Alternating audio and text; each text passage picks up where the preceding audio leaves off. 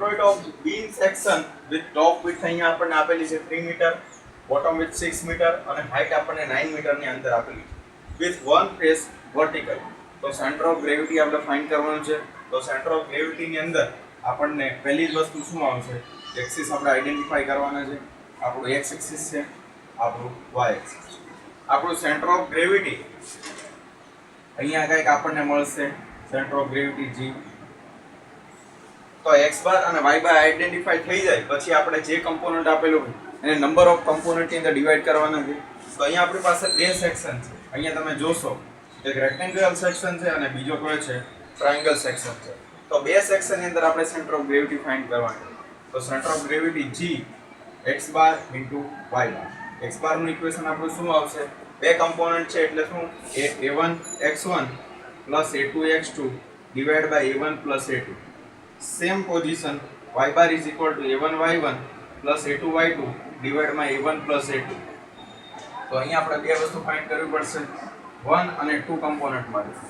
પહેલા ભાગ માટે આપણે શું ફાઇન્ડ કરવું પડશે, a1 x1 x2, સેકન્ડ માટે a1 y1 y2. તો અહીંયા આપણી પાસે આવશે a1 x1 y1 a2 x2 y2 આ રીતે આવશે. હવે a1 એટલે એરિયા. તો પહેલા ભાગનો આપણો એરિયા શું થશે, તમે અહીંયા જોશો તો આ લંબચોરસ પાર્ટ છે. લંબચોરસનો એરિયા શું હોય, લંબાઈ ગુણ્યા પહોળાઈ, લેન્થ ઇન્ટુ વિડ્થ. લેન્થ અહીંયા કેટલી છે, તો અહીંયા આપણને આપેલું જ છે 3 મીટર. 3 metre multiply by 9. તો આપણો પહેલા એરિયા થશે 9 મલ્ટીપ્લાય બાય 3 કેટલા આવશે, 27 મીટર સ્ક્વેર. x1 એટલે આપણી જે લંબાઈ છે એને ડિવાઈડ બાય 2 કરવાના છે. તો 3 ને ડિવાઈડ બાય 2 કરશો તો અહીંયા આપણે ખાસ ગયા એક્ઝામ્પલ ની અંદર આપણે ધ્યાન આપેલું કે જ્યારે પણ તમે લંબાઈની અંદર અડધા કરો, લેન્થ વાઇઝ તમે જ્યારે પણ ડિવાઈડ કરો ત્યારે કોને ટચ થયેલું હોવું જોઈએ, y એક્સિસ ને ટચ થયેલું હોવું જોઈએ. સેમ પોઝિશન ની અંદર તમે જ્યારે પણ કોઈ પણ વર્ટિકલ કમ્પોનન્ટ ને તમે ડિવાઈડ કરો છો ત્યારે કોને ટચ થયેલું જોઈએ, x એક્સિસ ને ટચ થયેલું હોવું જોઈએ.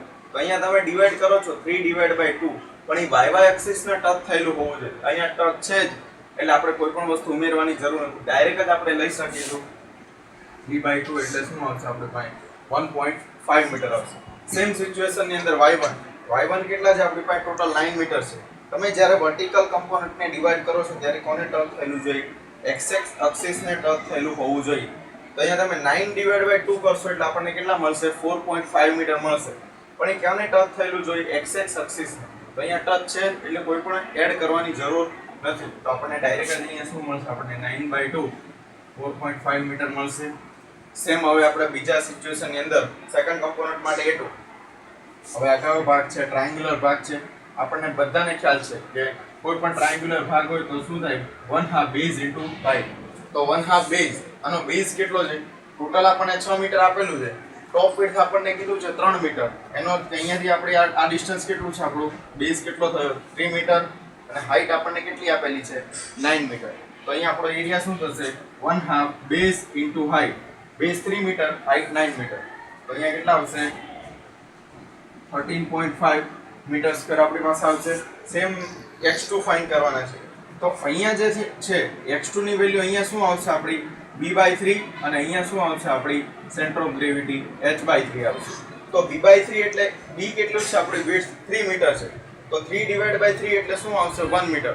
પણ અહીંયા આપણે આ રૂલ્સનો ફોલો કરવાનો છે કે જ્યારે પણ તમે હોરિઝોન્ટલ ની અંદર ડિવાઈડ કરો ત્યારે કોને ટચ થયેલું જોઈએ, y એક્સિસ ને ટચ થયેલું જોઈએ. આપણો કમ્પોનન્ટ દૂર છે એક્સિસ થી, કેટલો દૂર છે, તો 3 મીટર જેટલો આપણો એક્સિસ થી દૂર છે. તો 3 મીટર જેટલો કમ્પોનન્ટ દૂર હોય એટલા મીટર આપણે શું કરવું પડે, એડ કરવું પડે.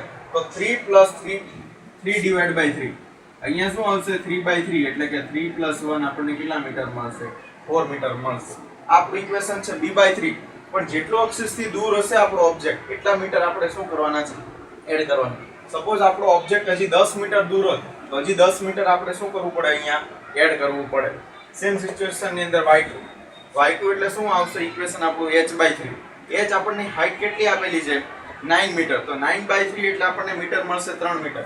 પણ અહીં આ રૂલ્સ ને ફોલો કરવાનું કે જ્યારે વર્ટિકલમાં તમે ડિવાઈડ કરો ત્યારે કોને ટચ થયેલું જોઈએ, x એક્સિસ ને ટચ થયેલું જોઈએ.